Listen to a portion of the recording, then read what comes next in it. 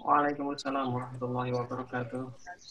Alhamdulillahirrahmanirrahim. Wassalatu wassalamu ala asyrafil anbiya'i wal mursalin wa ala alihi wa sahbihi ajma'in amma ba'du. Selamat datang Bapak Ibu peserta UI Academy season ke-15 yang pada kesempatan kali ini mengangkat tema terkait dengan Google Classroom, yang mana pada kesempatan kali ini untuk materi Google Classroom ini nanti akan dibersamai oleh Bapak Raffi. Namun sebelum kita mulai acara pada kesempatan siang hari ini, mari bersama-sama kita buka terlebih dahulu dengan bacaan basmalah. Bismillahirrahmanirrahim. Ya, untuk yang acara selanjutnya, ini ada Pak Andri sudah bergabung di sini. Mungkin kami beri kesempatan waktu Pak Andri untuk memberikan sedikit sepatah dua patah kata untuk menyambut para peserta yang ada di forum UI Academy kali ini. Monggo Pak Andri, waktu dan tempat kami persilakan. Baik, bismillahirrahmanirrahim. Assalamualaikum warahmatullahi wabarakatuh. Terima kasih Bapak Ibu sekalian atas kehadirannya pada acara kita di siang hari ini. Alhamdulillah, senang sekali ini ada cukup banyak partisipan kita pada kesempatan kali ini hadir di salah satu sesi yang sudah diselenggarakan oleh Badan Sistem Informasi beberapa kali gitu ya. Jadi Badan Sistem Informasi sudah sejak tahun lalu kita punya sebuah program yang kita sebut dengan nama BSI Academy gitu ya. Kemudian dalam perjalanannya nama BSI Academy itu di rename ya di atas usulan Pak Rektor menjadi UI Academy. Nah, proyek BSI Academy atau UI Academy ini adalah salah satu proyek dari BSI untuk meningkatkan kapabilitas digital dari sivitas akademika yang ada di Universitas Islam Indonesia gitu ya. Jadi selama dalam perjalanannya ini kami sudah menyelenggarakan banyak sekali training gitu ya. Mungkin bagi sebagian baru ngehnya sekarang gitu ya, tapi sebenarnya kami sudah cukup sering gitu ya melalui broadcast email yang dulu kita share gitu ya. Jadi ada training-training seperti untuk kepentingan penggunaan Office applications gitu ya, ataupun platform kolaborasi seperti Google Docs dan kawan-kawan untuk membantu pendik, dosen, bahkan waktu itu ada beberapa mahasiswa gitu ya yang kemudian juga mengikuti aktivitas ini. Jadi pada prinsipnya apalagi dengan era pandemik seperti sekarang, era COVID, ketika kemudian tuntutan proses digital ini menjadi sangat luar biasa gitu ya, maka menjadi penting bagi kita semua gitu ya untuk kemudian memberikan servis yang terbaik bagi stakeholder kita gitu ya. Mobil khusus dalam kasus ini di hari ini insya Allah training kita adalah training mengenai Google Classroom yang sangat dekat sekali dengan urusan kita sehari-hari gitu ya. Sebagai seorang dosen yang kemudian mengajar di kelas masing-masing. Platform Google Classroom yang sudah kita pergunakan sejak tahun 2017, ternyata setelah kemudian kita banyak melakukan proses evaluasi, tidak sedikit kemudian yang belum memanfaatkan platform ini secara maksimal gitu ya. Dalam beberapa pelatihan sebelumnya kita pernah mendapatkan sebuah, dalam tanda kutip ya, testimoni lah kira-kira gitu ya. Jadi dari sebagian peserta itu mereka ternyata setelah mengikuti training, mereka mengatakan kira-kira kayak gini, oh ternyata Google Classroom bisa dimanfaatkan untuk seperti ini, dan lain sebagainya gitu. Ini ternyata tidak banyak yang kemudian tidak banyak yang kemudian ngerti. Saya ambil contoh misal dalam aktivitas saya sehari-hari ketika kemudian saya memanfaatkan platform Google Classroom ini gitu ya. Jadi semisal pada saat saya meng-create jadwal untuk kemudian kuliah sinkron katakanlah dengan menggunakan Zoom gitu ya.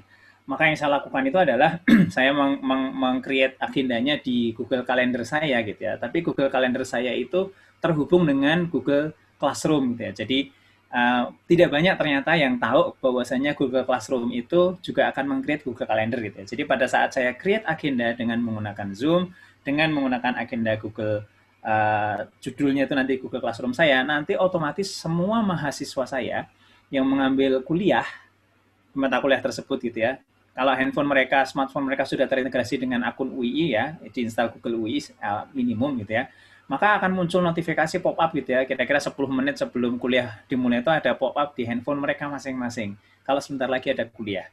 Nah, yang seperti ini memang perlu banyak dieksplorasi oleh kita gitu. Dan insya Allah kita di siang hari ini menghadirkan Pak Raffi gitu ya. Beliau dalam kasus ini sangat cocok sekali, sangat pas sekali untuk kemudian mendeliver Google Classroom. Mungkin bagi sebagian Bapak Ibu sekalian di sini sudah ada yang pernah mengunduh panduan-panduan daring yang diterbitkan oleh DPA gitu ya, Direktorat Pengembangan Akademik, dan sebagian besar panduan-panduan tersebut adalah karya Pak Raffi gitu ya, baik itu panduan untuk dosen, baik itu adalah panduan untuk mahasiswa. Sehingga insya Allah kami semua dari Badan Informasi sangat berharap sekali nantinya setelah kemudian selesai dari sesi kita pada siang hari ini, kita bisa lebih meningkatkan proses interaktivitas kita dengan mahasiswa kita. Jadi class retention gitu ya, atau siswa itu kemudian merasa betah gitu ya dengan kelas kita, dengan kuliah kita, itu bisa menjadi lebih baik lagi gitu ya. Jadi platform ini betul-betul bisa membangun engagement, hubungan antara dosen dengan mahasiswa. Saya kira demikian sebagai sebuah pengantar. Selamat mengikuti training, dan kami dari Badan Informasi sangat berharap training ini bisa memberikan kemanfaatan bagi kita semua. Terima kasih. Assalamualaikum warahmatullahi wabarakatuh. Waalaikumsalam warahmatullahi wabarakatuh. Oke, terima kasih Pak Andri atas sambutan yang diberikan. Oke, langsung saja kita selanjutnya masuk ke acara inti, yaitu pemaparan terkait dengan materi Google Classroom pada siang hari ini. Sebelumnya Pak Raffi, mohon nanti kita sepakati aja untuk tanya jawab di bagian akhir gitu ya, biar nanti materi tidak terputus di tengah begitu. Oke, baik. Ya. Baik, waktu sepenuhnya untuk materi kami serahkan ke Pak Raffi. Monggo Pak Raffi, dipersilakan. Terima kasih. Bismillahirrahmanirrahim. Assalamualaikum warahmatullahi wabarakatuh. Selamat siang Ibu Bapak sekalian. Semoga sehat semuanya, nggih. Tidak dalam kekurangan suatu apapun. Saya mohon izin untuk share screen terlebih dahulu.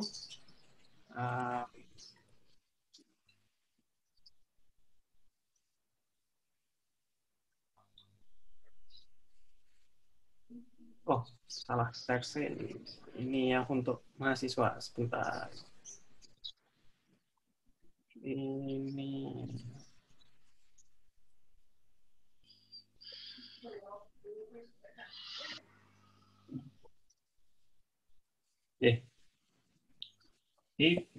Ibu Bapak sekalian, jadi mulai pekan ini, ya, mulai kemarin hari Senin kita sudah mulai melakukan perkuliahan semester ganjil tahun ajaran baru, tahun akademik baru 2020-2021. Ini kali kedua ya, kita melakukan perkuliahan yang full daring setelah semester lalu. Mungkin terputus di pertemuan ketiga kalau saya tidak salah, itu kita 3 pertemuan pertama masih sempat mungkin beberapa kali pertemuan tatap muka di kelas, kemudian mulai pertemuan keempat dan seterusnya kita full daring. Nah, semester ini kita benar-benar full daring, dan bukan hanya full daring saja, melainkan juga waktu yang tersedia itu lebih terbatas. Jadi kita hanya diberikan waktu 10 pekan untuk menyelesaikan satu semester. Yang notabene satu semester itu 14 pertemuan plus 2 kali ujian, 1 kali UTS, 1 kali UAS. Karena itulah nanti perlu beberapa penyesuaian dalam hal pelaksanaan perkuliahan ini. Dengan bantuan Google Classroom ini, salah satunya kita akan mencoba melakukan perkuliahan yang mengkombinasikan antara aktivitas sinkron dan aktivitas yang sifatnya asinkron, gitu ya. Kita mencoba menggabungkan nantinya aktivitas yang sifatnya itu penugasan mandiri dan juga tetap memfasilitasi adanya aktivitas kolaborasi yang bersifat kelompok, gitu. Seperti itu. Nah, ini gambaran awal terlebih dahulu terkait dengan Google Classroom. Saya rasa semuanya sudah familiar dengan tampilan awal ini, nggih. Karena ini bukan pertama kali panjenengan menggunakan Google Classroom. Jadi mestinya sekarang semua mata kuliah yang panjenengan ampu di kelas di semester ini itu sudah dibuatkan otomatis oleh DSI, terutama untuk yang prodi sarjana. Prodi sarjana dan mungkin prodi diploma, nih, Mas Endro, ya. Betul Pak. Jadi yang prodi diploma dan sarjana itu sudah otomatis dibuatkan oleh DSI. Untuk yang magister dan doktor nanti mungkin bisa membuat sendiri masing-masing kelasnya. Jadi kalau tadi kita asumsi misalkan tadi untuk yang magister atau yang doktor tadi itu kalau belum dibuatkan perlu buat sendiri, ya kita tinggal buat saja menggunakan tombol plus di pojok kanan atas ini, kemudian kita pilih create class gitu ya, tinggal masukkan saja nama kelasnya, kemudian sectionnya ini terkait dengan misalkan ini section di sini adalah apa yang akan muncul di bagian bawah, jadi bisa kita isi dengan semester, tahun akademik dan semesternya, kemudian subjek ini bisa diisi dengan yang sama persis dengan nama kelas saja, tidak ada masalah. Room ini kita kosongkan saja, tidak jadi masalah. Seperti itu. Kemudian nanti kalau kita sudah create, ditunggu saja, nanti akan dia generate kelas baru. Sebagai contoh, misalkan ini ada 2 kelas yang punya saya yang sudah dibuatkan oleh BSI untuk 2 mata kuliah di Prodi Sarjana yang akan saya ampu semester ini, yaitu pemikiran desain dan kelas E dan manajemen teknologi informasi untuk yang kelas A. Nah, kemudian ada juga concern lain, mungkin misalkan Ibu Bapak sudah pernah mengajar mata kuliah tersebut di semester sebelumnya. Misalkan sebagai saya beri contoh di sini untuk saya sendiri, kasus saya sendiri, manajemen teknologi informasi ini saya sudah mengampu mata kuliah tersebut juga di semester lalu. Jadi sebenarnya kalau saya scroll ke bawah, nah ini adalah mata kuliah tersebut di semester sebelumnya. Jadi kalau saya buka ini ada banyak gitu, ini sudah pengumuman, kemudian semua hal di sini sudah tersedia dengan lengkap. Dan karena tidak jauh berbeda struktur mata kuliahnya, saya ingin menggunakan hal yang sama. Semua yang sudah saya buat di sini saya tidak ingin mengulang lagi dari awal. Nah, untuk mengatasi hal seperti itu, karena kalau yang saya menggunakan yang dibuatkan oleh BSI ini tadi, baru ini kosong, benar-benar kosong. Benar-benar kosong, tidak ada isinya, melainkan hanya mahasiswanya. Gitu ya. Jadi mahasiswanya otomatis sudah dimasukkan, di sini misalkan ada 50 mahasiswa, 50 orang mahasiswa, sudah tersedia, tapi intinya kontennya di dalamnya kosong. Karena itulah saya buat pengumuman di sini, yang saya lakukan adalah ngajak mahasiswa saya untuk boyongan ke kelas yang sudah saya buat sebelumnya. Jadi yang saya lakukan adalah saya menduplikasi kelas semester lalu. Jadi ini adalah yang lalu, ini yang 2019-2020 genap, ini yang lama, ini saya duplikat ya Bapak sekalian. Jadi ini saya klik, kemudian cukup klik copy. Kita klik copy seperti itu, kemudian ini dikasih namanya saja, diganti namanya sama tetap gitu nggih. Ini tadi diganti tahun ajarannya baru section ini tadi, kemudian kita copy, ditunggu saja. Kalau kelasnya cukup besar, dalam artian sudah banyak konten yang kita isi di situ dari sisi aktivitas gitu ya, maka dia akan butuhkan waktu yang cukup lama. Itu ditinggal saja. Pengalaman saya untuk mata kuliah saya yang manajemen teknologi informasi ini berjam-jam. Saya juga nggak tahu kenapa, tapi waktu itu berjam-jam. Entah itu waktu itu ada masalah dengan Google Classroom-nya atau tidak, tapi ini cukup lama waktu itu. Tidak langsung instan jadi. Tapi kalau untuk mata kuliah yang lain, yang aktivitasnya tidak terlalu banyak, itu biasanya juga tidak terlalu lama. Nah, ini hasil duplikatnya itu tadi adalah yang ini, Bapak sekalian. Nah, yang hijau ini. Ini adalah kelas saya yang hasil duplikatnya tadi. Ini kosong. Sekarang kalau kita lihat, ketika kita menduplikat kelas, maka di bagian awal ini, semua yang di dalam stream ini kosong. Tidak ada satupun yang di dalam stream ini yang disalin. Gitu, nggih. Semua yang disalin itu hanya yang ada di dalam laman classwork. Jadi semua yang di dalam classwork ini, semuanya akan tersedia dalam bentuk draft. Jadi tinggal kita atur, bisa mau kita jadwalkan, mau dia nanti masuk dipublikasikan di waktu kapan, atau kita post secara manual nantinya, itu bisa. Gitu ya. Jadi bisa kita jadwalkan, kita schedule, atau kita post manual nantinya. Tapi semuanya sudah tersedia dalam bentuk draft. Tetap bisa kita edit, tetap bisa kita atur, tapi intinya adalah mempermudah kita tidak perlu mengisi ulang dari awal lagi kelas yang sama gitu ya, kelas yang sama. Dengan saja di sini tidak ada satupun mahasiswa, jadi belum ada satupun mahasiswanya. Nah, kalau kita invite satu-satu itu kan capek gitu nggih. Lagi kelas mahasiswanya banyak tadi. Jadi yang saya lakukan itu adalah saya ambil masuk ke kelas setting, gitu nggih. Ini masuk ke kelas setting ini. Kemudian saya ambil invite code-nya. Ini saya copy link-nya. Jadi saya copy invite link-nya. Kemudian saya pindah ke kelas yang tadi, ke kelas yang dibuatkan oleh BSI. Ini yang sudah dibuatkan oleh BSI tadi. Maaf, bukan yang ini. Nah ini. Nah, ini adalah kelas yang dibuatkan oleh BSI tadi.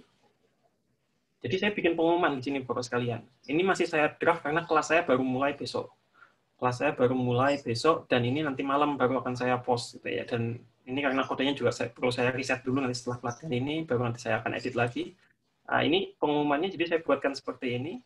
Saya minta mahasiswa untuk pindah boyongan. Jadi nanti mereka akan pindah, tinggal mereka klik ini, semuanya nanti akan otomatis pindah ke kelas yang sudah saya buat tadi. Sehingga saya tidak perlu mengisi ulang semua konten untuk mata kuliah yang sama, yang sudah saya ampu di semester lalu. Gitu. Itu satu cara untuk supaya tidak mindo gaweni gitu, guys. Jadi tidak perlu mengulang lagi hal-hal yang sudah kita lakukan sebelumnya. Kemudian, nah ini nanti karena memang belum saya post, jadi belum ada students yang masuk ke kelas ini. Tapi nanti ketika sudah masuk, nanti mereka semuanya akan ada di situ. Kemudian nanti saya tinggal jadwalkan ini ulang, gitu, guys. Termasuk untuk setting nilai apa semuanya nyambung semuanya, Bapak sekalian. Jadi di sini, misalkan untuk CPMK itu juga semuanya sudah ada di sini, langsung nyambung. Kalau saya mau pengen menyalakan opsi ini, nanti mahasiswa bisa lihat nilai mereka sampai saat ini itu berapa. Jadi bisa apa namanya, ya menyingkat waktu saya gitu ya untuk mempersiapkan kelas ini. Kemudian sekalian saja karena ini di kelas setting, saya berikan penjelasan lagi mungkin kalau ada yang lupa atau belum pernah mengeksplorasi ini. Jadi di bagian kelas setting ini, saya save dulu saja. Jadi untuk kelas setting itu kita masuknya dari laman manapun. Jadi dari laman manapun, kita bisa dari stream, classwork, people, atau grades gitu ya, dari manapun, dari laman manapun. Untuk kelas yang bersangkutan, kita klik tombol gear, tombol roda di pojok kanan atas. Itu untuk masuk ke kelas settings. Kelas setting ini kita bisa mengubah namanya jika diperlukan, deskripsinya jika diperlukan, sectionnya, dan seterusnya. Kemudian di sini ada invite code-nya tadi. Ini kalau kita enable, mahasiswa bisa masuk ke kelas kita. Kalau sudah selesai boyongan semuanya, nanti bisa di-disable saja. Kalau di-disable nanti tidak ada lagi yang bisa masuk. Menggunakan invite code itu tadi. Kalau misalkan ini mau kita reset, misalkan sekarang, nah ini kan kelas code saya kan ada di sini nih. Jadi siapapun bisa masuk. Nah, nanti supaya tidak bisa masuk yang lainnya, opsi lain adalah di-reset. Nah, ini juga itu yang akan saya lakukan, karena ini kan setelah pelatihan ini kita ada ini kan direkam gini, dan seterusnya. Jadi salah satu yang saya lakukan untuk menghindari supaya tidak ada yang bisa masuk ke kelas saya selain mahasiswa saya tadi itu, ini adalah saya riset nantinya. Seperti itu. Kemudian ini untuk menentukan lagi pengaturan terhadap konten itu siapa saja sih yang boleh posting gitu misalkan. Jadi di stream ini biasanya saya set itu hanya student can only comment. Jadi yang bisa ngasih pengumuman itu hanya saya, gitu ya. Yang bisa ngasih pengumuman hanya saya. Mahasiswa hanya bisa mengomentari pengumuman yang telah saya post, gitu, yang setelah saya tulis, gitu ya. Kemudian untuk yang classwork on the stream ini saya biasa pakai yang default saja, artinya setiap kali saya mengisi sesuatu di classwork, entah itu materi baru, tugas baru, atau quiz baru, nanti di streamnya, di laman pengumuman itu juga akan muncul pengumuman. Bosnya ada materi baru yang telah diunggah, tetapi tidak detail. Jadi ini yang condensed notification. Opsi lain adalah show attachment and details. Tapi kalau saya tidak merekomendasikan ini, untuk yang show attachment and details, karena nanti semua informasi jadi redundant. Sudah ada di classwork, tidak perlu kita tampilkan lagi semuanya di bagian stream. Kalau Bapak pengen benar-benar bersih, bahkan gitu ya, benar-benar bersih, jadi yang laman stream itu murni hanya pengumuman saja, tidak ada terkait penugasan baru atau apa, biar mahasiswa semuanya disiplin ngeceknya di classwork, ya silakan pakai yang hide notification. Tapi pakai yang tengah ini juga tidak masalah. Jadi monggo ini kembali ke pilihan masing-masing saja. Kemudian yang show deleted items ini sebaiknya tetap dimatikan saja, karena by default ya supaya tidak menuhin gitu ya. Karena yang sudah dihapus kita tetap bisa lihat kalau ini dinyalakan. Seperti itu. Kemudian ini Google Meet link, ini kalau kita menggunakan Google Meet alih-alih Zoom gitu ya. Kalau kita tidak menggunakan Zoom, kalau lebih suka menggunakan Google Meet, misalkan ya silakan bisa pakai Google Meet-nya ini, tinggal di generate meet link-nya, nanti otomatis dia akan muncul. Ini kalau misalkan saya generate saja, misalkan, nah ini link-nya, kemudian ini otomatis dia nyala, visible to student, jadi mahasiswanya bisa lihat link-nya itu tadi, dan dia bisa join sewaktu-waktu. Seperti itu, saya matikan saja, nasi tidak pakai Google Meet nantinya. Nah, sampai di sini ini untuk pengenalan kelasnya, nggih. Jadi seperti itu. Kemudian ini tadi kelas, ini kelas yang dari PSI. Nah, karena ini nanti kelas-kelas ini tidak akan saya gunakan nantinya, bisa saya gunakan untuk, jadi untuk kita mulai dengan menambahkan topik gitu, nggih. Jadi di bagian classwork, konten itu semuanya ada di bagian classwork ini, nggih, Bapak sekalian.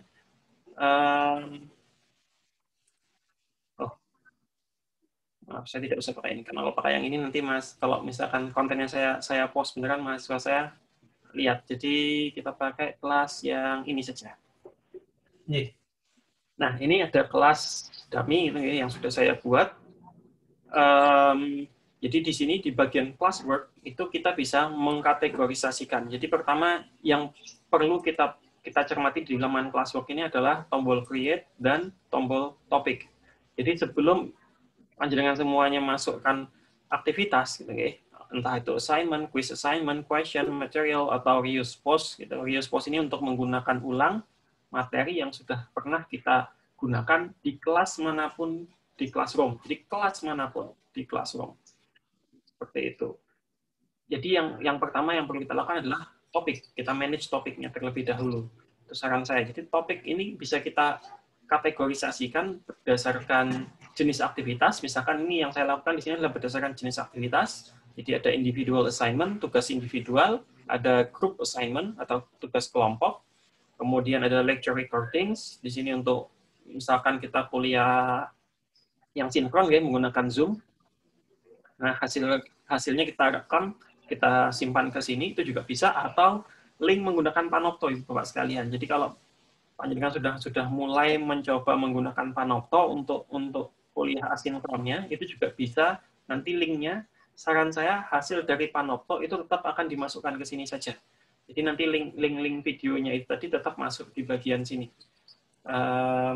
Supaya mahasiswa tidak perlu browsing di Panopto, karena untuk browsing di Panopto itu lebih sulit gitu, karena terlalu banyak video yang ngumpul di sana, sehingga mahasiswa malah akan lebih sulit menemukan mana yang harus dia tonton dan urutannya seperti apa, itu akan menyulitkan. Jadi kalau panjenengan berencana menggunakan Panopto, maka biarkan videonya tersimpan di Panopto, namun akses mahasiswa ke video tersebut kita berikan melalui Classroom saja.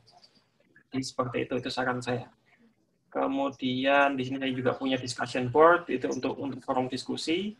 Kemudian ada lecture materials, di sini biasanya adalah materi-materi bahan kuliah dalam bentuk PDF yang biasanya saya berikan. Di sini misalkan ada buku referensi gitu ya. Kemudian ada yang jurnal dan sebagainya, artikel jurnal, itu seperti itu. Tapi jenengan juga bisa melakukan kategorisasi ini dengan cara yang lain, bukan hanya jenis penugasan, bisa juga misalkan berdasarkan pekan 1, pekan 2, pekan 3, pekan 4, dan seterusnya, itu bisa, atau berdasarkan benar-benar topik gitu ya, atau bahasan yang sedang misalkan ada 4 pokok bahasan utama gitu ya, ada 4 materi besar di mata kuliah tersebut, ya bisa dibagi langsung berdasarkan topik tersebut. Jadi monggo itu masing-masing preferensi dari tiap dosen saja. Kemudian ada juga untuk materi yang tidak kita kategorisasikan. Jadi ketika kita post materi gitu ya, kita create new material gitu. Nah, topiknya di sini kita pilih yang no topic. Jadi tidak kita pilih salah satu, pilih saja yang no topic itu. Kemudian kita save gitu ya, maka dia otomatis akan berada di paling atas Ibu Bapak sekalian. Nah, itu kalau dari saya best practice-nya adalah RPS. Di RPS itu saya letakkan di paling atas. Kenapa? Supaya mahasiswa bisa melihat itu, bisa menemukan itu dengan mudah. Jadi tiap kali dia buka ke classwork, laman classwork, yang paling atas dia lihat itu adalah yang uncategorized content tadi itu, yang tidak kita masukkan ke topik manapun. Biasanya kalau saya cuma RPS, atau kalau ada kepentingan khusus yang lain, misalkan ada dokumen-dokumen apa yang penting, itu bisa kita letakkan di atas. Bisa juga berupa polling, misalkan saya juga pernah memberikan polling atau survei itu ya untuk kelas mahasiswa saya di kelas tersebut, ya saya letakkan di bagian atas itu supaya tidak lost gitu ya, supaya tidak hilang, mahasiswanya lebih mudah dalam melakukan pencarian. Seperti itu. Kemudian di bagian people ini kita bisa ini ada students gitu ya, ada beberapa students, kemudian ada teachers di sini. Kita bisa menambahkan teachers baru dengan cara menginvite gitu ya. Ketik saja nomor NIK-nya masing-masing yang akan kita, misalkan kita tim teaching gitu ya. Ya tambahkan saja, nanti kita invite. Kemudian nanti kalau sudah ada lebih dari satu pengajar di satu kelas, maka ada dua akses yang berbeda di antara pengajar tersebut. Misalkan saya beri contoh, ini kelas yang ini saja. Ini adalah contoh kelas A dan kelas C. Saya kasih contoh di kelas ini. Jadi ada dua kelas ini. Ini adalah kelas pelatihan Kominfo yang sedang kami lakukan di FTI. Ini tadinya semuanya kelas ini ownership-nya punya saya. Saya yang bikin kelasnya. Kemudian saya matikan dulu saja invite code-nya.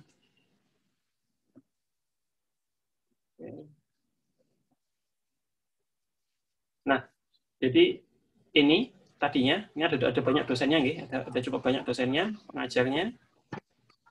Kelas ini adalah kelas milik saya, ownernya adalah saya. Karena bisa dilihat ini letak saya di bagian teachers-nya adalah yang paling atas. Tapi di kelas yang ini tadinya juga punya saya. Tapi kemudian saya pindahkan ini ke dosen lain. Dalam hal ini adalah Pak Dumas Hatta ini. Nah, beliau yang jadi pemiliknya. Tadinya saya pindahkan. Jadi saya transfer ownership-nya. Jadi yang paling atas itu adalah owner dari kelas tersebut. Owner itu bisa menambahkan dan bisa mengeluarkan gitu. Jadi tapi owner itu tidak bisa keluar dari kelas. Itu kalau owner, nah di sini tempat saya karena saya owner, saya nggak bisa keluar nih, saya nggak bisa leave kelas. Tapi kalau saya sudah pindahkan ownership-nya, ini saya bisa leave kelas. Saya bisa leave kelas. Syaratnya ownership-nya sudah pindah beneran, bukan hanya saya pindahkan. Jadi saya pindahkan ke Pak Dumas Hatta di sini misalkan, dan beliau sudah harus menerima ownership transfernya. Jadi beliau jadi dosen lain yang kita serahkan kepemilikannya itu tadi sudah harus menerima. Jadi nanti di email, beliau akan terima email bahwasanya ada permintaan ownership transfer gitu ya dari siapapun gitu, dari kita ke beliaunya. Nah, kalau itu sudah di accept gitu ya, sudah diterima, maka kita otomatis ownership-nya sudah pindah. Dan ownership-nya sudah pindah, maka sekarang yang tidak bisa leave dari kelas tersebut adalah Pak Hatta ini, bukan saya lagi. Jadi saya sudah bisa leave kelas gitu. Seperti itu. Jadi itu yang perlu, perbedaannya itu saja sih lebih ininya. Kalau yang lain-lain saya bukan owner gitu di sini, tapi saya tetap bisa menambahkan invite teacher yang lain, itu tidak ada masalah. Saya bisa invite student yang lain, itu juga tidak ada masalah. Tidak ada perbedaan. Hanya perbedaannya adalah tadi bisa leave class atau tidak. Nah, kadang itu mungkin penting gitu ya, karena supaya tidak terlalu banyak. Misalkan kalau kita kelasnya sudah banyak banget gitu kan, nanti di halaman paling depan kita, halaman paling depannya Google Classroom kita, itu akan ada banyak sekali. Kayak punya saya ini kan banyak sekali nih. Ini ada banyak sekali dan saya mayoritas di sini saya tidak bisa langsung keluar begitu saja dari ini karena memang ordernya saya dan masih digunakan oleh pengguna-pengguna atau user-user di kelas tersebut. Jadi kalau saya arsipkan, misalkan kan mereka tidak ada yang bisa akses lagi. Ya itu saja sih mungkin kendalanya. Kalau kita punya, tapi ini bisa digeser-geser gitu, Bapak sekalian, jadi nggak ada masalah. Saya tiap semester juga pasti saya geser gitu. Biasanya yang karena sekarang yang sedang jalan itu adalah selain 2 kelas ini yang baru akan jalan itu adalah Fresh Graduate Academy yang dari Kominfo ini, maka ini saya letakkan di sini. Ini sampai 1 bulan ke depan akan berada di sini. Tapi kalau sudah selesai, maka nanti akan naik, ini akan turun gitu ya. Selain itu ya tentu saja yang juga penting bagi saya itu adalah bimbingan saya, bimbingan tesis dan bimbingan skripsi gitu ya. Nah ini juga karena itulah mereka saya letakkan di bagian ini. Ini tadinya bahkan lebih tinggi gitu ya, lebih di sebelah kiri karena ini baru datang belakangan 2 mata kuliah ini. Seperti itu. Kemudian, nah ini juga kita perlu, kalau sudah banyak kelasnya, itu tadi kita juga bisa menggunakan laman depan ini tadi untuk melakukan review. Gitu ya. Jadi ada to-do di sini, apa saja sih yang perlu kita lakukan. Nah, kalau ada, ini kita sebagai siswa, gitu, kalau to-do ini sebagai siswa, kalau kita sebagai dosen, maka tugas kita itu adalah yang di bagian to review. Ini kalau ada mahasiswa yang sudah mengumpulkan sesuatu atau apa, belum kita kembalikan atau belum kita nilai, nah itu ada di bagian ini. Bagian sini kita bisa lihat nanti ada berapa yang sudah. Nah, misalkan seperti ini terkait dengan yang Fresh Graduate Academy yang data science itu, misalkan ada, tapi ini karena ini tim teaching, ini memang bukan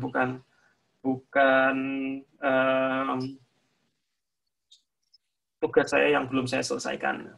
Tapi bisa kita filter berdasarkan kelas, misalkan nantinya bimbingan gitu. Nah, saya lihat bimbingan saya, oke, nggak ada masalah.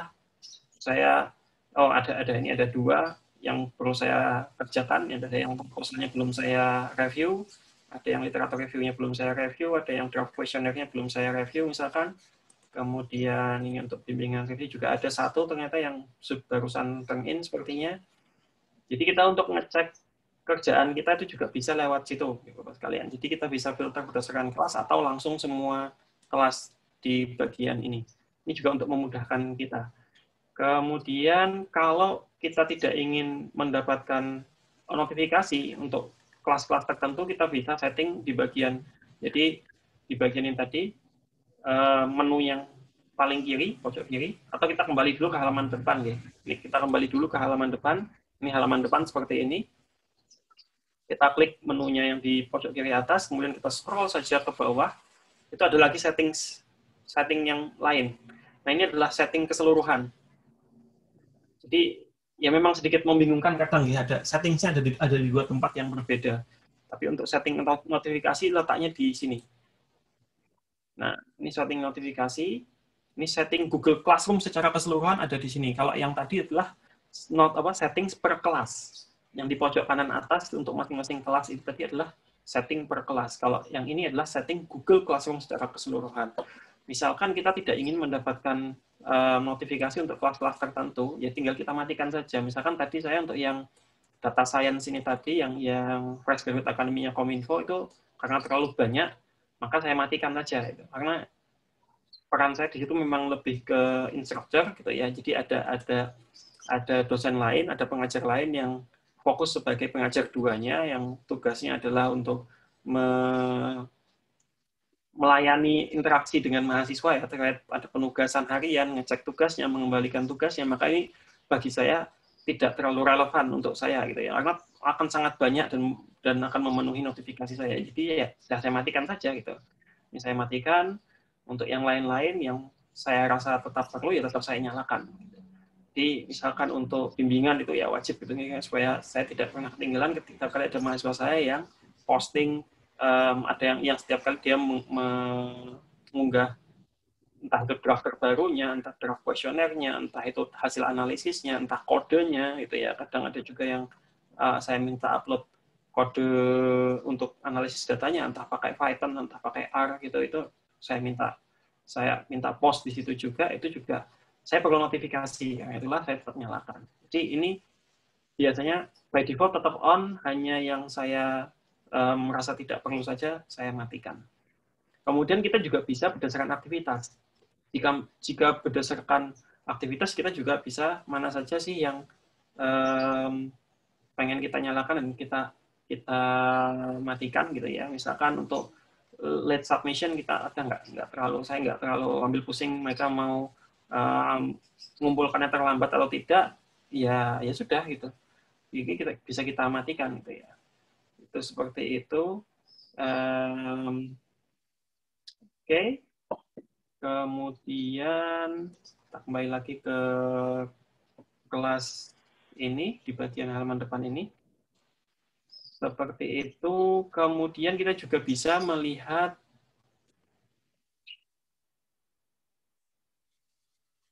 ini belum ada assignment-nya, mohon maaf. Saya berikan contoh yang ada assignment-nya aja. Yang FGA tadi itu kita bisa lihat gradebook-nya gitu nggih. Langsung dari halaman depan itu juga bisa. Kemudian folder itu juga bisa. Kita langsung dari halaman depan klik foldernya, maka dia akan langsung masuk ke Google Drive gitu ya. Google Drive seperti ini. Nah, semua kelas, masing-masing kelas itu punya Google Drive-nya sendiri-sendiri. Jadi ada Google Drive-nya sendiri-sendiri, bisa kita isi dengan apapun. Tidak akan bisa dilihat mahasiswa. Yang bisa melihat itu hanya dosen pengampu. Semua tim dosen itu bisa melihat semua materi yang ada di dalam share folder ini.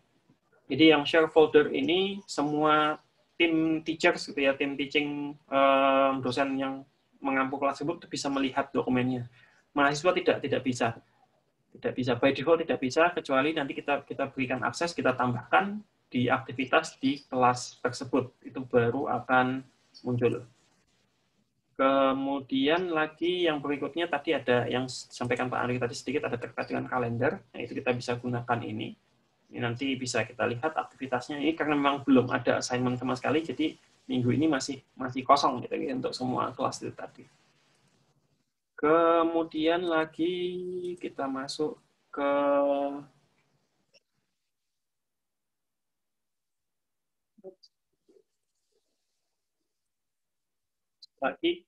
kelas yang pengenalan tadi di sebelah mana? Ini dia. Oke, ini untuk yang pengenalan ini, jadi sekali lagi materi itu semuanya ada di classwork nih. Kita semuanya gunakan yang classwork.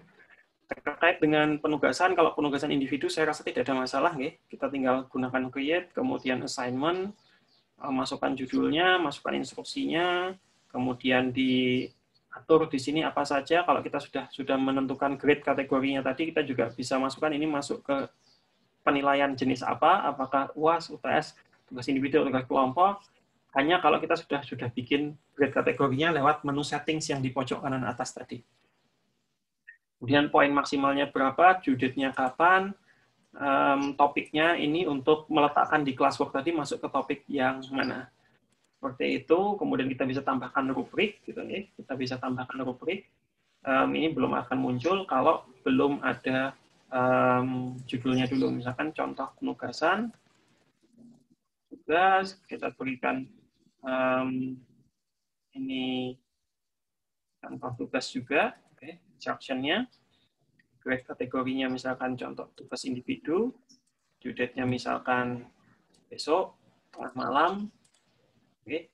Topiknya saya masukkan ke individual assignment untuk meletakkannya. Kemudian cek plagiarism. Nah, ini sekarang dinaikkan oleh Google. Tadinya itu cuma 3 per kelas, sekarang jatahnya 5 per kelas. Jadi kita bisa enable ini 5 kali gitu ya. Jadi kita bisa lakukan itu 5 kali, tinggal kita continue saja, maka dia otomatis akan melakukan pengecekan keaslian.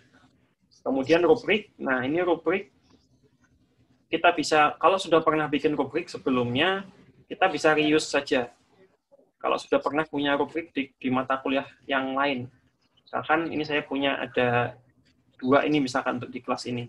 ada yang tugas presentasi dan tugas yang makalah ini saja saya gunakan, saya select, maka dia akan muncul ini rubriknya seperti ini, apa saja gitu.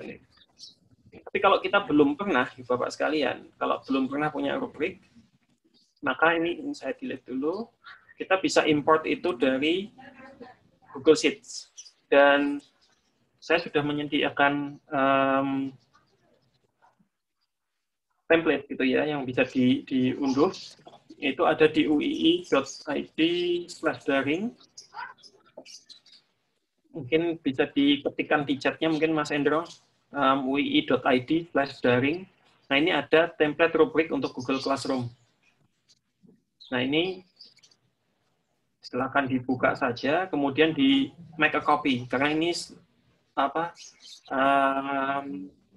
tidak bisa diedit ya. Jadi tidak bisa langsung diedit di sini, ini view only, dengan hanya bisa menyalin. Jadi tinggal file, kemudian make a copy. Make a copy, kemudian silakan diletakkan di folder masing-masing, atau saran saya masuk ke folder mata kuliah tersebut saja. Jadi ini ada di sini ya, kita kembali pilih ke My Drive, kemudian cari Classroom. Ini ada Classroom. Nah, ini ada Classroom, kemudian kita pilih tadi judul Classroom-nya tadi apa. Kalau misalnya tadi pengenalan pengenalan Google Classroom, masukkan ke sini. Udah, letakkan aja di sini. Kita select di sini, kemudian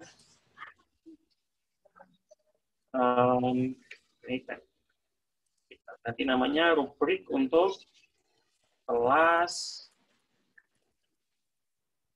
pengenalan Google Classroom. Oke, kita oke-kan saja, maka dia akan otomatis membuka jendela baru.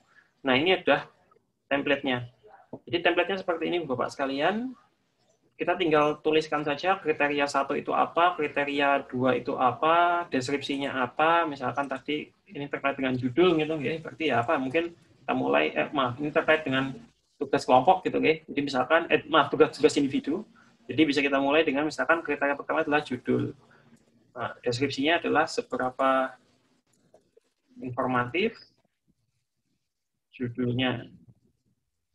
Misalkan untuk nilai sangat, ini rentangnya sudah saya set seperti ini. Kalau jenengan tidak puas gitu, misalkan ini kebanyakan, saya pengen 3 saja, ya monggo, ini tinggal dihapus saja. Jadi yang tengah ini kita hapus saja kolomnya. Nah, seperti itu. Sekarang jadi cuma ada 3.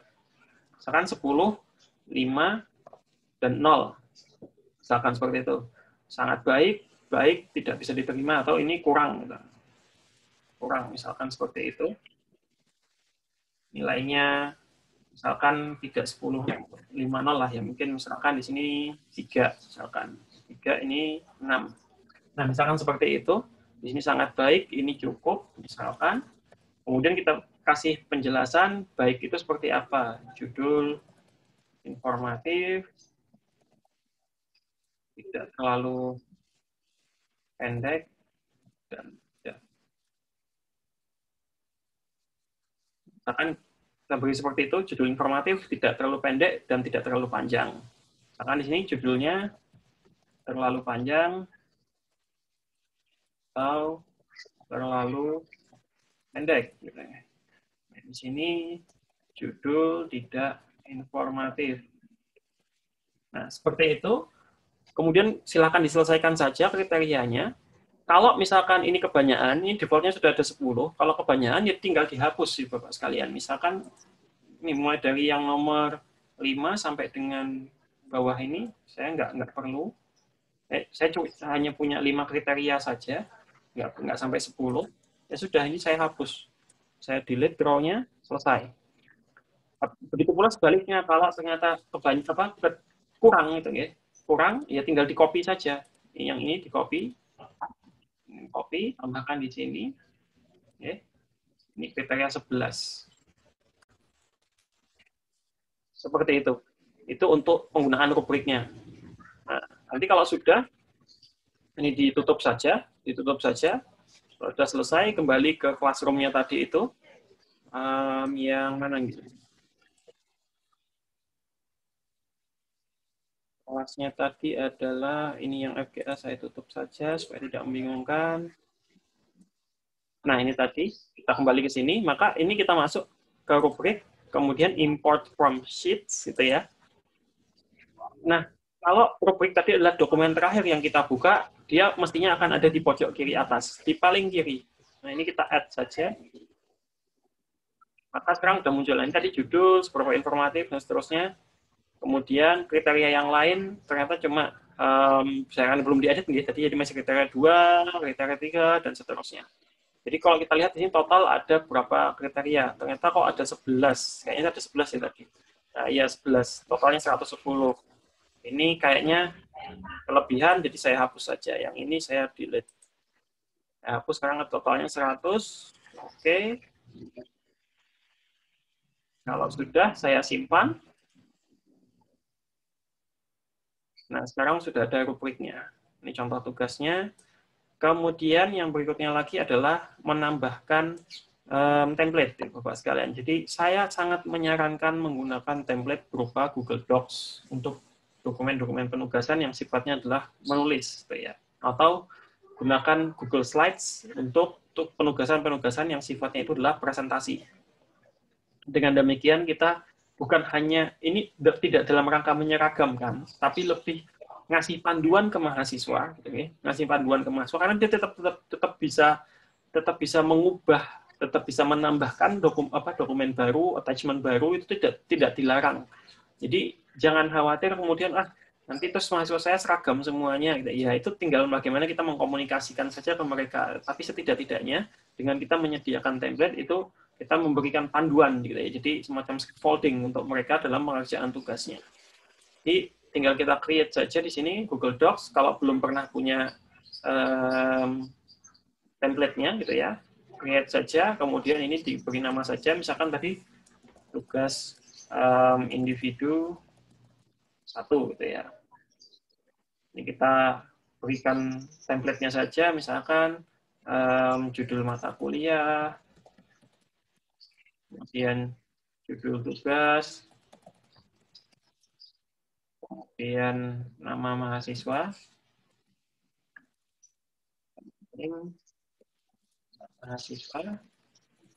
sudah, kemudian ya sudah kita kasih mungkin ini bebas mau begini saja, cuma header ini seperti ini saja juga boleh.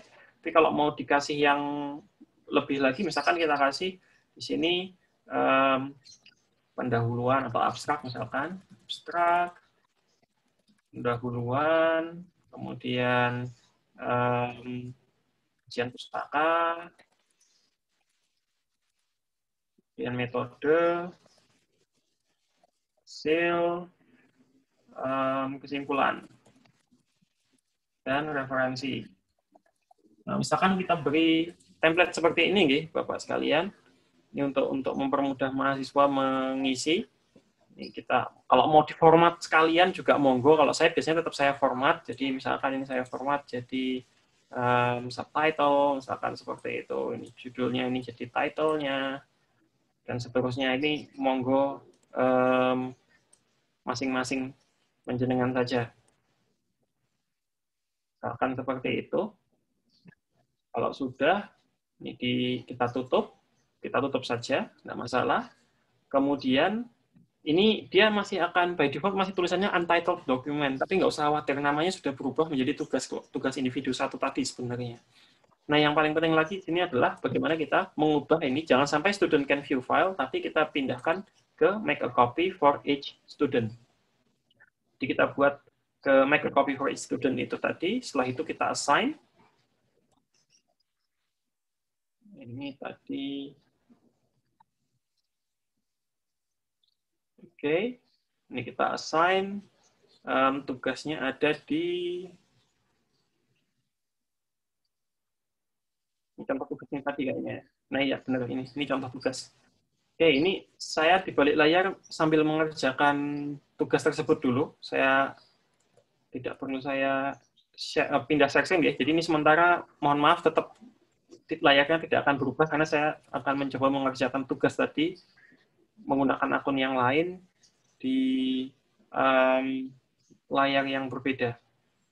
Jadi sambil saya mengerjakan, mungkin jika ada pertanyaan bisa diketik dulu, nanti saya bantu jawab setelah ini. Saya coba kerjakan dulu tugasnya.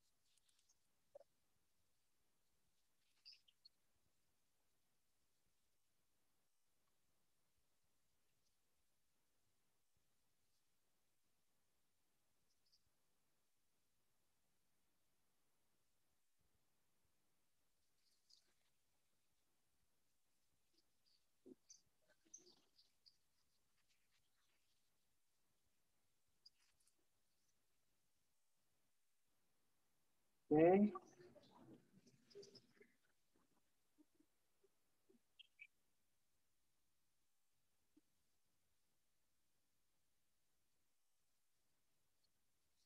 Kita tunggu nih, sebentar lagi mesinnya sudah akan muncul.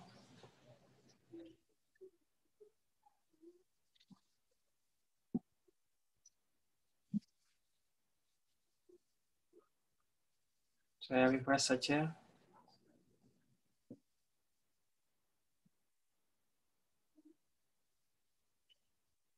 Ya, ini sudah ngumpul satu orang nih. Jadi tadi saya ngerjakan di balik layar. Ini saya klik saja. Ini mahasiswanya namanya Joko Joko. Tadi sudah mengerjakan, saya klik untuk mengecek hasil pekerjaannya. Kemudian di sini ada original report-nya. Kita bisa lihat flag passages-nya. Ternyata, nah dia ngambil dari Wikipedia gitu ya. Memang benar saya tadi ngambil dari Wikipedia. Jadi ini dua ini ngambil dari Wikipedia, kita bisa lihat kemiripannya seperti apa gitu. Jadi ini dokumen aslinya juga ada linknya di situ. Jadi ini untuk membantu kita mengecek keaslian itu tadi. Misalkan sini judulnya sudah oke, tapi yang lain kurang gitu ya, misalkan karena dia hasil copy paste tadi itu tadi, sebagian ada tetap yang bagus gitu ya. Maka otomatis dia akan menghitungkan nilainya untuk kita Google Classroom. Jadi total masuk untuk mahasiswanya adalah 43. Gitu ya. Ya sudah. Kemudian bisa kita kasih komentar di sini. Lain kali silakan lakukan fase dengan paste internet. Seperti itu, kita post ini. Kemudian kalau memang mau dilakukan individual satu per satu, kita bisa return ini sendiri-sendiri. Tapi kalau tidak, kita langsung next saja. Kalau mahasiswanya banyak, saran saya jangan di return satu per satu karena menyulitkan. Jadi mending kita lanjutkan next gitu ya. Oh ini Pak Andri juga masuk di kelas ini sebagai student, ternyata belum mengumpulkan, ya udah kita kasih nilai yang lain semuanya, misalkan statusnya masih assign, artinya memang belum mengumpulkan. Jadi yang lain memang belum ada yang mengumpulkan, yang sudah mengumpulkan memang baru satu orang ini, ya sudah, misalkan ini kita return, kembalikan, seperti itu, selesai. Nah, itu untuk tugas individu, Bapak sekalian. Nah, selanjutnya mungkin saya akan contohkan bagaimana kita melakukan tugas kelompok. Nah, untuk tugas kelompok, formatnya sama. Jadi, saran saya dilakukan sama persis seperti individu ketika kita membuat individual assignment ini, tapi nanti tentu saja letakkan di grup assignment gitu ya, kalau memang pola pengaturannya menggunakan menggunakan seperti itu. Jadi nanti lebih ke instruksi yang kita berikan ke mahasiswa. Nah, ini saya dan Pak Andri dan beberapa rekan lain di kelas pemikiran desain di informatika, kami sudah membuat sebuah video, termasuk Prof. Fatul juga yang mengampu di sini, kami membuat video untuk cara mengerjakan tugas kelompok. Jadi, saya tampilkan saja di sini. Ini video yang sudah kami buat gitu, untuk membantu mahasiswa. Buat kegiatan kelompok. Jadi nantinya kalau ada tugas kelompok,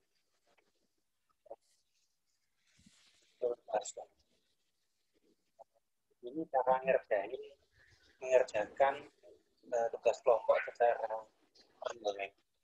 Ya, jadi ini salah satu tutorial mengerjakan tugas kelompok secara online melalui Google Classroom. Ya. Jadi ini anggap saja di sini nanti ini adalah assignment ataupun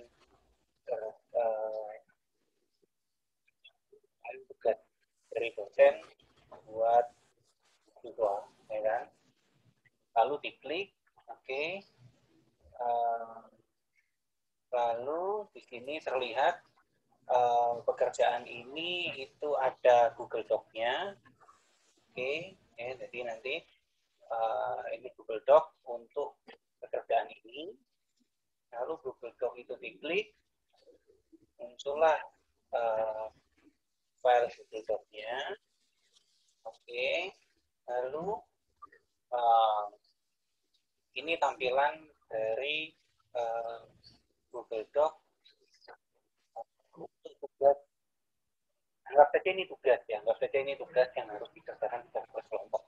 Ya, jadi ini sudah ada di dalam Google Doc ya. Lalu diubah nama kelompoknya, oke, diubah nama kelompoknya, nama kelompok itu, lalu save, oke, lalu di-share kepada siapa? Di-share kepada anggotanya, ya, di-share ke anggotanya. Tapi kalau anggotanya ada 5 ya di-share ke 5 anggota. Di sini kebetulan contohnya sih di-share ke 2 orang, ya kan? Oke, ya ini kepada anggota kelompok. Nanti hasil share ini akan muncul di email masing-masing dan langsung ngeklik link yang ada di dalam email tersebut untuk mengerjakannya, ya, dalam Google Doc nanti pengerjaannya. Oke, nah ini contohnya saat ketua kelompok sedang mengisi data di sini. Oke, itu jika nantinya ada anggota yang sudah ngeklik, maka nanti akan kelihatan di sini nih. Nah, ini terlihat satu orang lain itu sedang mengisi, ya, sebagai anggota, dia juga mengerjakan, ya, dia ngisi. Oke, ini kebetulan yang tadi pertama adalah ketua, lalu dia anggota. Ya, akan terlihat di sini anggota yang sedang ikut mengerjakan siapa saja. Nah,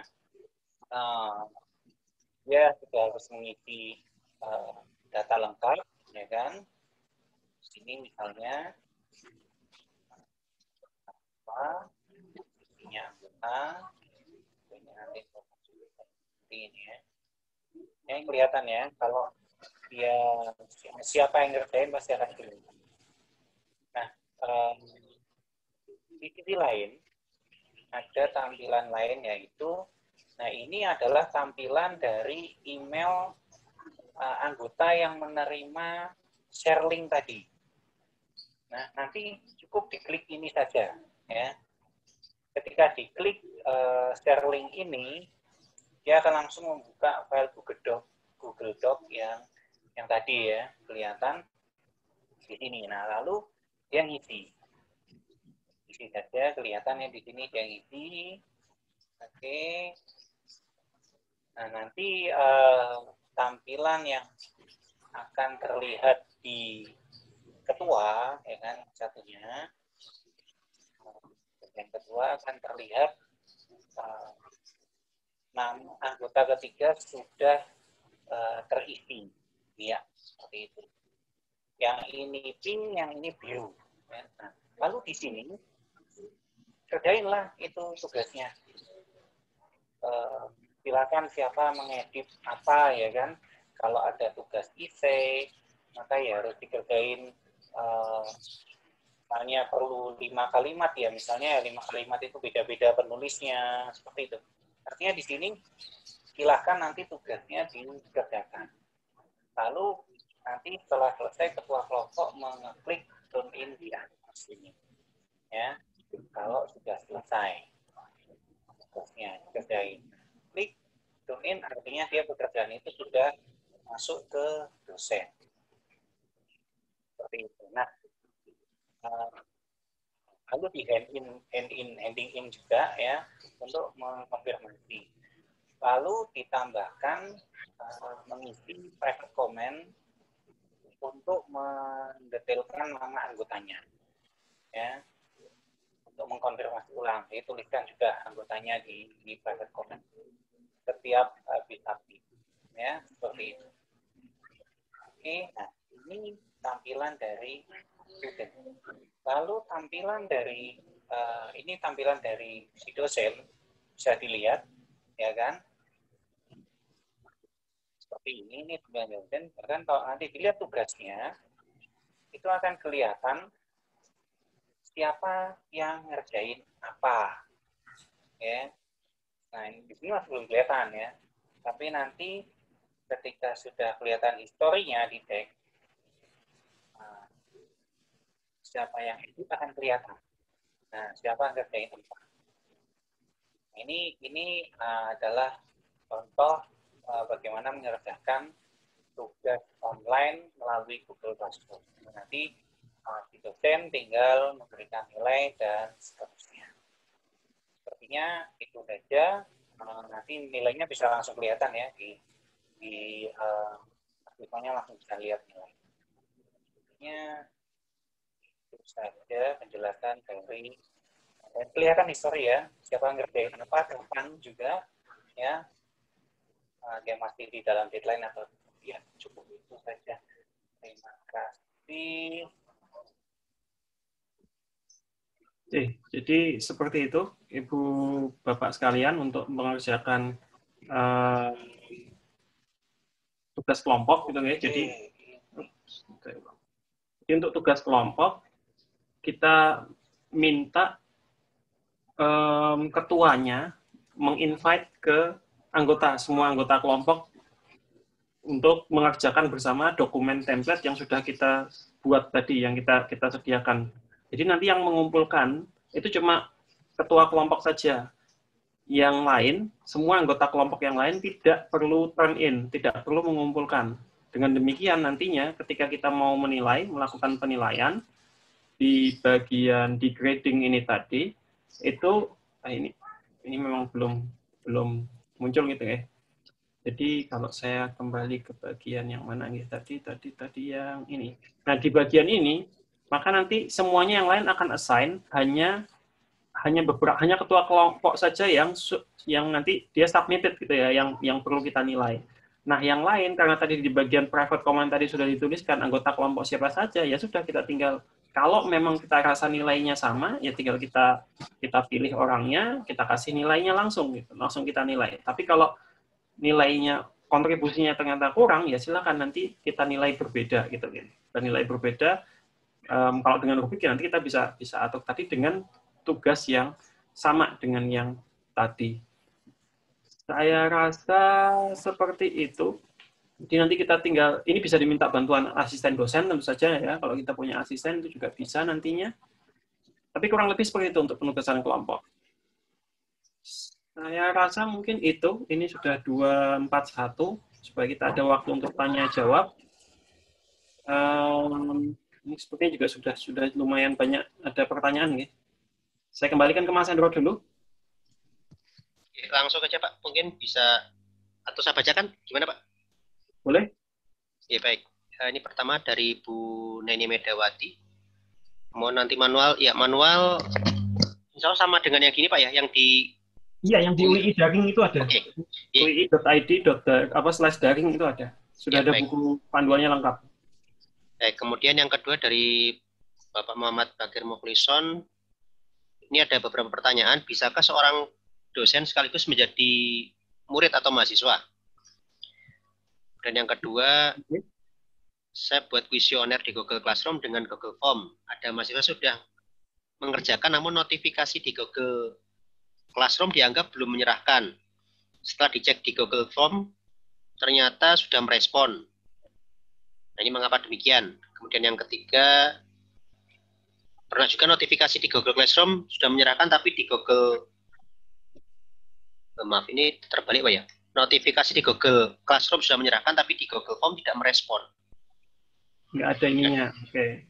Oke, dan yang keempat, pernah ada alamat email UI yang muncul di jawaban Google Form namun tidak terdaftar di Google Classroom. Mengapa demikian? Mungkin itu dulu Pak Raffi. Oke, ya, lumayan banyak ya. Jadi kalau yang pertama tadi, apakah bisa dosen sekaligus jadi teacher sekaligus jadi student? Bisa, tapi di kelas yang berbeda. Kalau di satu kelas yang sama, nggak bisa. Pilihannya cuma satu. Entah itu jadi student atau jadi teacher. Nggak bisa dua-duanya. Seperti itu. Kemudian untuk kuesioner, untuk yang modelnya pakai Google Forms, nah ini bisa jadi itu kemungkinan, kalau saya curiganya gitu ya, ini saya belum bisa memastikan karena perlu lihat dulu detailnya seperti apa, tapi salah satu kemungkinan yang terjadi itu adalah ketika setting quiz assignment itu ada setting yang berubah, yang secara tidak sadar kita ubah, sehingga settingnya bukan lagi menjadi quiz gitu ya. Jadi pertama, untuk ketika kita melakukan quiz assignment, jadi gunakan menu yang ada di sini ya, menu yang di Google Classroom. Ini kita tulis saja di sini, misalkan quiz daring 1 gitu ya. Nah, untuk quiz kita jangan menambahkan dokumen lain, Bapak sekalian. Jadi jangan nambahkan attachment baru, entah itu pakai create atau pakai add, jangan. Gitu ya. Karena kalau kita tambahkan sesuatu, maka nanti fitur grade importing ini nggak bisa jalan lagi. Jadi itu. Kemudian cek plagiarism jangan dinyalakan, rubrik nggak perlu, yang lain-lain nggak perlu, yang ini nggak perlu dinyalakan semuanya. Yang perlu kita lakukan itu cuma grade kategori. Ya, ini mau kita masukkan kemana, tugas individu misalkan, atau ini UTS misalkan ujian gitu ya, UTS nantinya. Due-nya kapan? Ya. Kemudian topiknya tadi untuk diletakkan ini di bagian mana? Misalkan letakkan di discussion atau di individual assignment. Sudah, cuma itu saja yang perlu kita edit. Yang lain-lain untuk di classroom-nya tidak ada yang perlu kita edit. Jadi termasuk grade importing, biarkan ini nyala, jangan dimatikan. Oke. Kemudian setelah itu tinggal kita klik Google Forms-nya. Nah, Google Forms-nya di sini. Google Form-nya di sini, masukkan saja nama kuisnya. Jadi ya ini judul kuis gitu ya. Judul kuisnya. Ini biasanya perlu 2 kali, jadi supaya sama ini dan nama dokumennya. Jadi biasanya saya copy paste seperti itu. Sudah, ini kita kasih opsi kedua gitu, misalkan answer key-nya kita pilih 1, yang ini yang benar. Sudah. Nah, ini kita kasih required gitu ya, untuk, answer key-nya saya set nilai 10. 100 ya sekalian. Kan tadi poin maksimalnya 100. Oke. Sudah, itu nggih. Nah, di bagian setting, itu by default dia sudah mengatur ini dengan settingnya. Jadi ini sebagai quiz di situ. Kemudian generalnya juga sama seperti ini, sudah hanya mahasiswa UI saja. Kalau kita ingin memastikan dia hanya 1 kali saja, nggak bisa berulang kali, ini bisa kita nyalakan. Ya, tetapi ini jangan pernah dimatikan. Jadi jangan pernah dimatikan, ini harus dinyalakan. Ini boleh dinyalakan, boleh tidak, untuk limit 1 kali ini. Yang ini jangan dinyalakan lagi. Karena nanti konflik dia. Kita nggak perlu, karena dia otomatis ini sebagai quiz, ini nggak perlu dinyalakan, biarkan saja mati. Jadi cukup ini saja yang kalau mau kita ini wajib ya kalau yang ini. tadi, terutama untuk mahasiswa UI, kecuali kalau kelas kayak yang untuk pelatihan Kominfo yang punya saya tadi itu beda itu ya. Tapi kalau untuk kelas kita di UI, pastikan ini nyala, tetap nyala, artinya jangan dimatikan. Ini kalau saya biasanya tetap saya matikan saja, nggak masalah, karena tetap ketahuan kalau dia mengerjakan yang lain-lain. Nah, yang ini jangan sampai ada yang dinyalakan, gitu ya. Biarkan saja. Yang lain-lain ini bisa dimatikan. Show link to submit another response ini kita matikan supaya dia ngerjakannya cuma 1 kali tadi. Kemudian yang lain-lain sudah nggak ada. Ini boleh dimatikan, boleh dinyalakan. Kalau kita pengen mahasiswanya bisa lihat jawaban yang benar apa gitu ya, terutama kalau untuk yang multiple choice tadi itu ya biarkan saja tetap nyala. Tapi kalau tidak ya dimatikan, silakan bebas. Sudah, kalau ini sudah di-save, ini sudah di-save, ya sudah, nanti kita assign saja. Kita assign, ini kita assign, kemudian ini saya share screen lagi saja pakai yang tampilan di sisi mahasiswa supaya kelihatan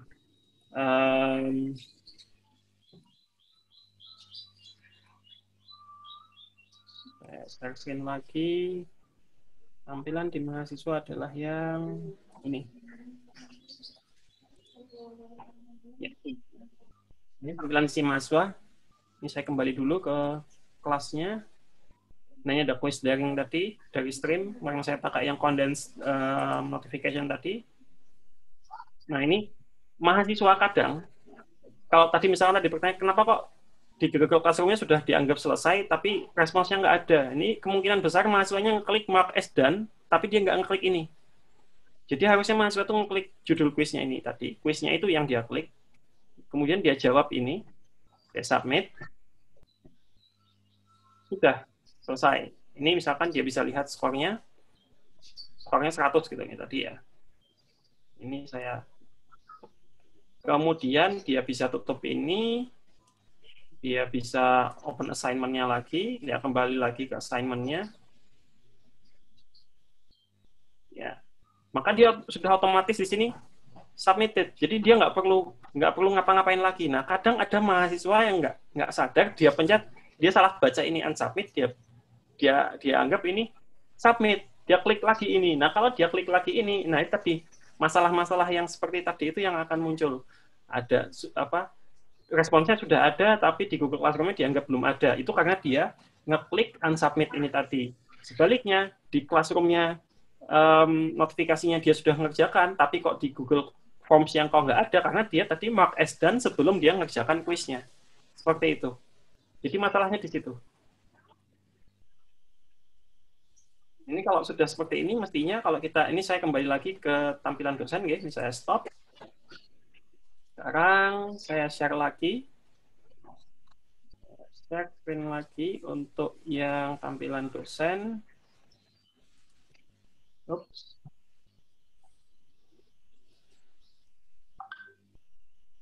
Mana nih? Oh, ini benar.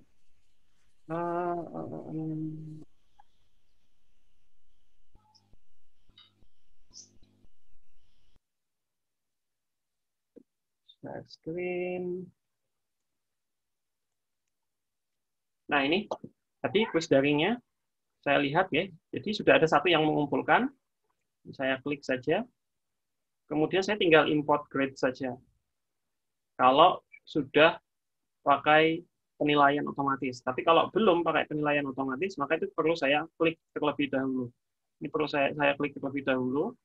Kemudian ini saya edit nih, saya masuk ke edit forms, saya masuk ke response. Nah, ke bagian response ini nanti saya tinggal bisa pakai summary, atau kalau pertanyaannya banyak, atau bisa juga berdasarkan question. Kalau berdasarkan question nanti saya biasanya kalau saya pribadi untuk quiz, kalau quiznya itu esai misalkan, atau quiznya itu isian yang perlu saya koreksi manual, saya pilihnya question. Dengan question ini menghindari bias juga, karena kita nggak tahu itu jawabannya siapa. Jadi jawabannya apa bisa kita langsung nilai gitu ya. Bisa kita kasih nilai seperti itu. Tapi ya monggo, kalau mau pakai yang individual itu juga bisa. Kalau individual itu per mahasiswa, kita bisa lihat NIM-nya, meskipun dia pakainya NIM, bukan nama. Jadi kita juga kalau nggak hafal itu NIM-nya mahasiswa itu siapa, ya kita nggak tahu juga itu siapa. Jadi bisa kita nilai. Setelah itu, kalau sudah selesai, kita set nilainya. Kemudian kita kembali lagi ke classroom-nya. Setelah itu import grades lagi, ya berarti dia akan dapat nilainya. Seperti itu. Sepertinya sampun ya, semua pertanyaan tadi sudah terjawab. Jadi kalau begitu,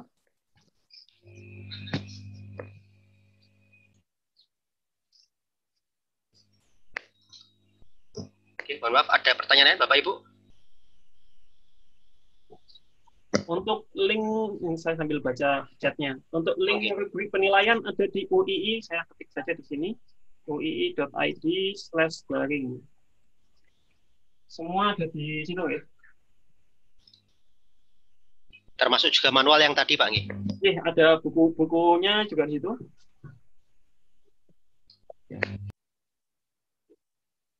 Seperti itu. Kemudian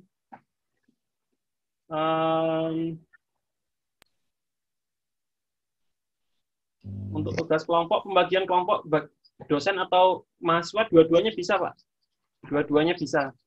Tapi intinya memang kalau tadi itu tetap eksekusinya di mahasiswanya. Tapi kalau kita mau menentukannya dari awal, sejak kita sendiri, itu bisa, tapi agak repot. Itu yang saya lakukan di kelas saya, Manajemen Teknologi Informasi, yang semester lalu, karena mahasiswanya cuma 13, itu saya tentukan. Saya yang merandom setiap pekan, tapi ya pekerjaannya lumayan berat.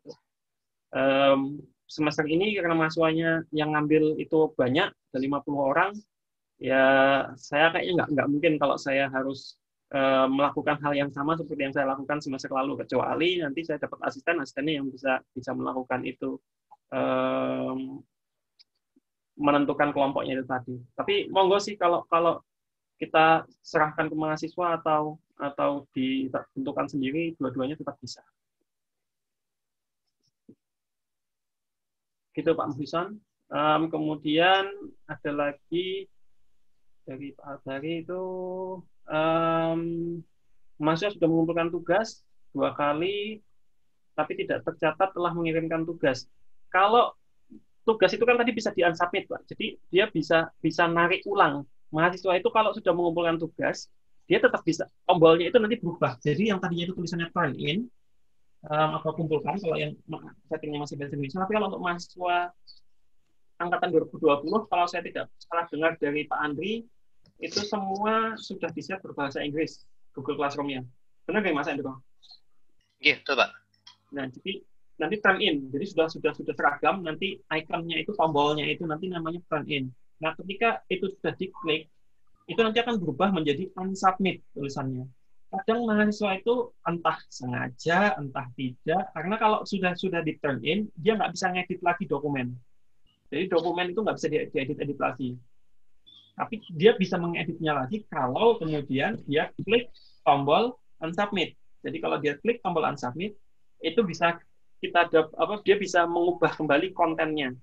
Nah, kita sebagai dosen nggak perlu khawatir.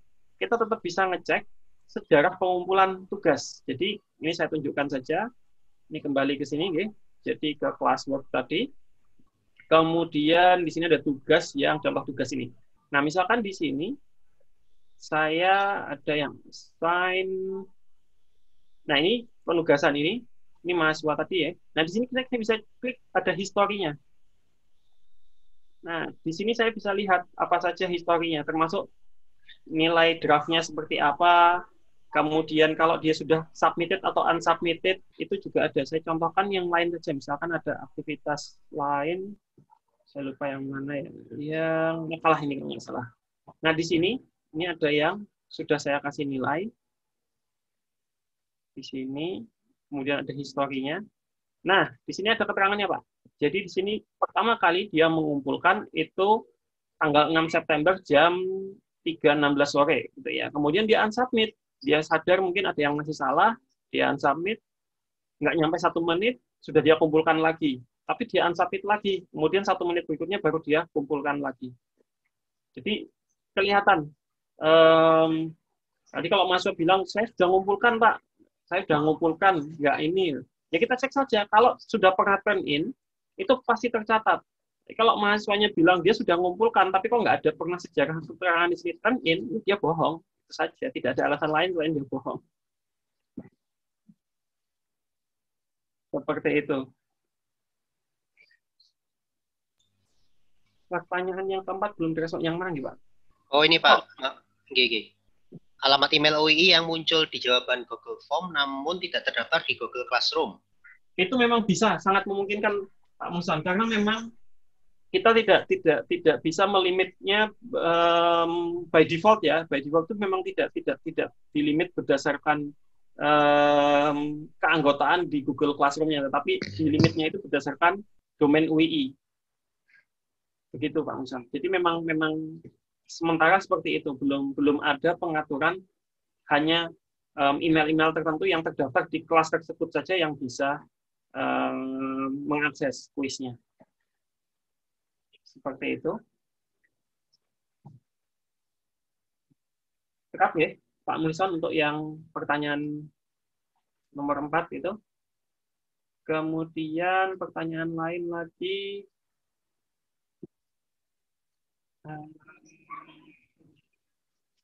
Mengumpulkan UAS sinyalnya jelek gitu ya. Kemudian nggak masalah, itu bebas saja. Jadi saya pun kadang beberapa kali misalkan ini missing gini, ini missing statusnya. Dia missing ini artinya deadline-nya sudah lewat, tapi mahasiswanya belum mengumpulkan tugasnya. Ini misalkan dia mengumpulkan lewat jalur yang lain karena kendala teknis dan sebagainya, kita terima dokumennya, ya sudah silakan dinilai saja. Nanti diuploadnya kapan-kapan di waktu yang lain. Kemudian kita kasih nilai saja, misalkan ini Budi ini ya saya kasih nilai 100 gitu misalkan. Ya nggak masalah, ini saya kasih nilai saja. Saya return, dia dapat nilai tetap, meskipun nanti ada keterangannya. Yang membedakan itu adalah mahasiswa yang mengumpulkan dan yang tidak mengumpulkan, itu beda. Nah yang mengumpulkan nilainya, kita lihat di sini nilainya 92 gitu ya. Tidak ada keterangan lain di bawahnya. Tapi untuk yang tidak mengumpulkan tapi dapat nilai, nanti akan ada keterangannya di bawahnya adalah not turned in. Seperti itu. Tapi bebas, tetap bisa kita kasih nilai, tidak ada masalah.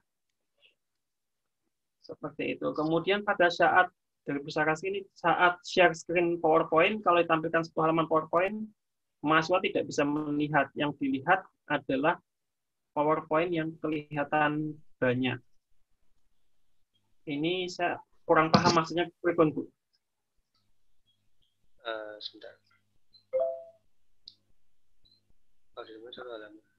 Kalau share screen mungkin maksudnya di Zoom mungkin ya. Ya.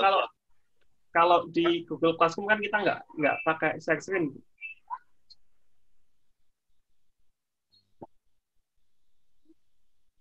Ini saya agak bingung. Ya, betul Pak. Sepertinya di Zoom betul Pak. Okay. Jadi kalau di Zoom, pun Mas Hendro, kita pending dulu aja nggih untuk yang di Zoom, Bu. Supaya pertanyaannya untuk Classroom dulu saja. Nanti bisa kita diskusi belakangan kalau untuk yang itu. Untuk yang pertanyaan lain lagi itu ada bagaimana cara keluar dari Google Classroom. Kalau tadi syaratnya itu jenengan bukan owner kelasnya. Kalau owner kelasnya itu tidak bisa leave, tidak bisa pergi dari kelas. Yang bisa kita lakukan itu adalah mengarsipkan kelas tersebut. Jadi kalau ini sudah terlalu banyak, dan jenengan itu adalah ownernya dan tidak mungkin memindahkan ownership ke orang lain karena dosennya adalah dosen satu-satunya misalkan gitu ya. Bukan tim teaching. Dan saya juga tidak menyarankan leave kelas sih sebenarnya, kecuali kalau memang itu kelas kosong tadi ya, misalkan kelas yang kosong ini tadi itu bahkan nggak perlu leave kelas, kita hapus saja. Ini nanti jadi pertama adalah kita archive. Ini nggak mungkin. Ini kelas yang baru dibuatkan BSI, Mas. Saya di situ semuanya. Bentar, saya kasih contoh yang lain. Nah ini aja pengenalan Google Classroom yang tadi yang saya pakai tadi. Ini kan karena dosennya cuma saya sendiri. Ya, dosennya saya sendiri, nggak ada orang lain di sini. Jadi saya nggak mungkin leave dari kelas ini. Yang saya bisa lakukan adalah kembali ke kelas ini tadi. Ini saya arsipkan saja. Nah, saya arsipkan. Selesai. Jadi dia tidak akan muncul lagi di sini. Selesai. Sudah tidak ada lagi di sini. Nanti dia akan masuk di bagian archive ini tadi, tapi tidak akan pernah dapat notifikasi lagi, mahasiswa juga udah nggak bisa mengakses, ya semuanya dia terarsip di sini. Ini semua yang pernah diarsipkan, kelas-kelas yang sudah pernah saya arsipkan. Kalau ini pun masih dirasa kurang, ya udah dihapus saja. Ini bagian, kalau sudah di archive, nanti ada opsi delete, dihapus. Tapi selama ini, saya pernah beberapa kali menghapus, tapi itu biasanya yang dummy-dummy untuk pelatihan-pelatihan kayak gini, misalkan. Tapi kalau untuk kelas yang benar-benar kelas itu saya belum pernah ada satupun kelas yang saya hapus. Karena memang siapa tahu masih bisa dibutuhkan gitu ya. Karena toh storage-nya kita dari Google Drive juga unlimited, tidak ada masalah gitu ya. Seperti itu.